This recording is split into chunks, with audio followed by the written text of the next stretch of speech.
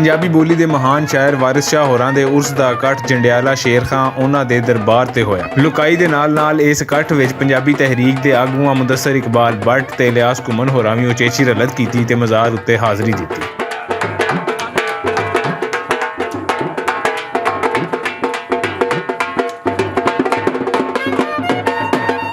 इस मौके उत्ते हीर गायकी की महफिल सजी ते महान गायकां सुरां राहीं पंजाब दी रैतल दे वारस नूं सलामी पेश कीती।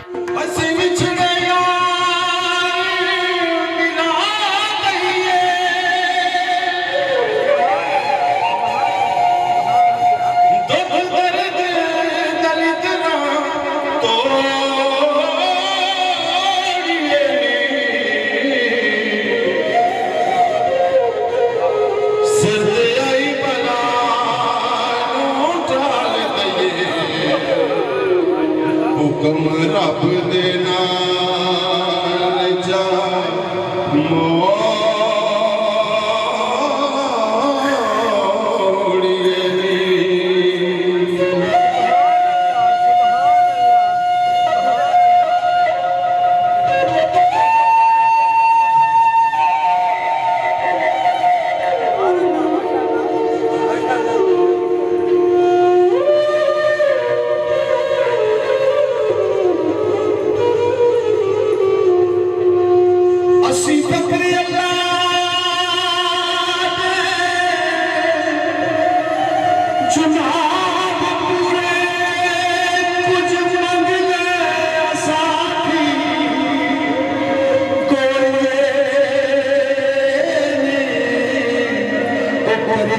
मतलब सब जहान पूरे पर तकदीर अल्लाह ना मोड़िए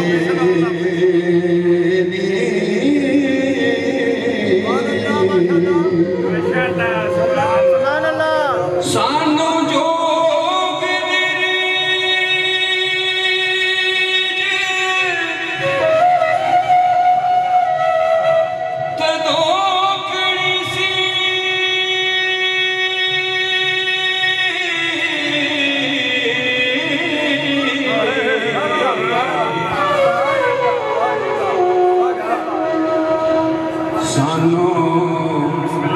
सानू जो तदोकड़ी सी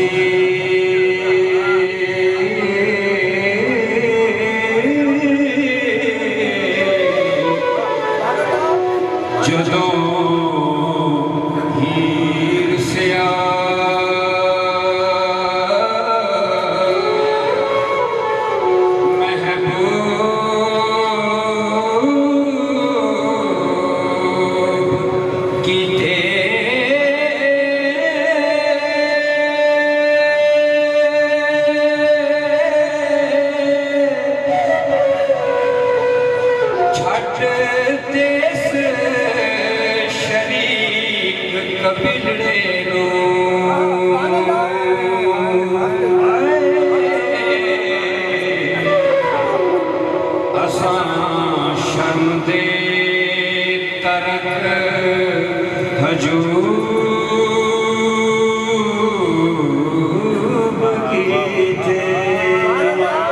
उचेचे परौणिਆਂ ਦਾ ਆਖਣਾ ਸੀ ਕਿ ਵਾਰਿਸ ਸ਼ਾਹ ਨੇ ਅਮਨ ਤੇ ਮੁਹੱਬਤ ਦਾ ਦਰਸ ਦਿੱਤਾ ਤੇ ਨਫ਼ਰਤਾਂ ਮਕਾਉਣ ਦੀ ਗੱਲ ਕੀਤੀ। ਸਾਡੀ ਅਗਲੀ ਨਸਲ ਉਹਨਾਂ ਤੋਂ ਜਾਣੂ ਹੋਵੇਗੀ ਤੇ ਸਮਾਜ ਵਿੱਚੋਂ ਨਫ਼ਰਤਾਂ ਦਾ ਜ਼ਹਿਰ ਮੁੱਕੇਗਾ। ਇਹ ਵਾਰਿਸ ਸ਼ਾਹ ਵਾਹਦ ਸ਼ਾਇਰ ਹੈ ਜਿਹਨੂੰ ਹਿੰਦੂ ਵੀ ਪੜ੍ਹਦੇ ਨੇ, ਸਿੱਖ ਵੀ ਪੜ੍ਹਦੇ ਨੇ, ਈਸਾਈ ਵੀ ਪੜ੍ਹਦੇ ਨੇ, ਮੁਸਲਮਾਨ ਵੀ ਪੜ੍ਹਦੇ ਨੇ। ਇਹ ਇਸ਼ਕ ਦਾ ਵਾਰਿਸ ਸ਼ਾਹ ਨੇ ਇਹੋ ਜਿਹਾ ਫਲਸਫਾ ਪੇਸ਼ ਕੀਤਾ ਹੈ, ਐਸਾ ਫਲਸਫਾ ਪੇਸ਼ ਕੀਤਾ ਹੈ ਕਿ ਲੋਕੀ ਮੌਸਮ ਨਹੀਂ ਵੇਖਦੇ, ਹਨੇਰੀ ਨਹੀਂ ਵੇਖਦੇ, ਮੀਂਹ ਨਹੀਂ ਵੇਖਦੇ, ਤੂਫਾਨ ਨਹੀਂ ਵੇਖਦੇ ਤੇ ਵਾਰਿਸ ਦੇ ਇਸ਼ਕ ਨੇ ਪੂਰੇ ਦਾ ਪੂਰਾ ਪੰਜਾਬ ਭਜਦਾ ਲਗਾਉਂਦਾ ਹੈ, ਭਜਦਾ ਹੀ ਲਗਾਉਂਦਾ ਤੇ ਵਾਰਿਸ ਸ਼ਾਹ ਦੀ ਗੱਲ ਅੱਗੇ ਤੋਂ ਲੈ ਕੇ ਅੱਗੇ ਤੱਕ ਅੱਪੜਦੀ ਪਈ ਹੈ। ਵਾਰਿਸ ਸ਼ਾਹ ਉਹ ਹਸਤੀ ਨੇ ਜਿਨ੍ਹਾਂ ਆਪਣੇ ਕਲਾਮ ਰਾਹੀਂ, ਆਪਣੇ ਲਫਾਨੀ ਕਲਾਮ ਰਾਹੀਂ ਅਮਨ ਮੁਹੱਬਤ ਦਾ ਦਰਸ ਦਿੱਤਾ ਹੈ।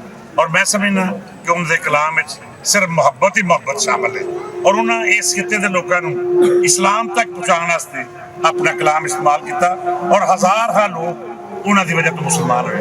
मैं समझना कि सारी नवी नस्ल को उनका कलाम पढ़ना चाहिए, सुनना चाहिए और उत्ते अमल करना चाहिए। वारिस शाह साहब ने फरमाया सी ਇੱਥੇ ਦੇ ਇੱਕ ਆਮ ਇਨਸਾਨ ਨੂੰ ਮੁਖਾਤਬ ਕਰਦੇ ਹੋਏ ਕਿ ਤੈਨੂੰ ਭੀੜ ਪਵੇ, ਭੀੜ ਦਾ ਮਤਲਬ ਹੈ ਮੁਸੀਬਤ ਆਵੇ ਤੇਰੇ ਉੱਤੇ, ਜਿਵੇਂ ਅੱਜ ਕੱਲ੍ਹ ਲੋਕਾਂ ਦੇ ਮਹਿੰਗਾਈ ਹੈ, ਤੈਨੂੰ ਭੀੜ ਪਵੇ ਕਰੀ ਯਾਦ ਜੱਟਾ ਵਾਰਿਸ ਸ਼ਾਹ ਨਾ ਜਾਣਨਾ ਪਲਕ ਦੂਰੀ।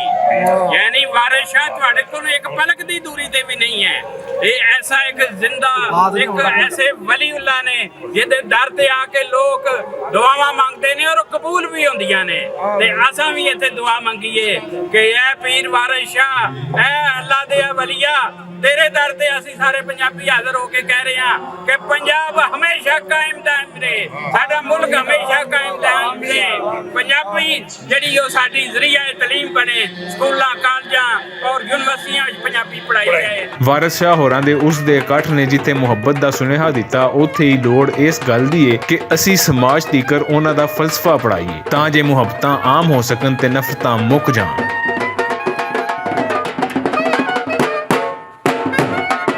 कैमरामैन सईद अली कैसर दे नाल रिजवान असगर भट्ट, भुलेखा टीवी, जंडियाला शेर खां। पंजाबी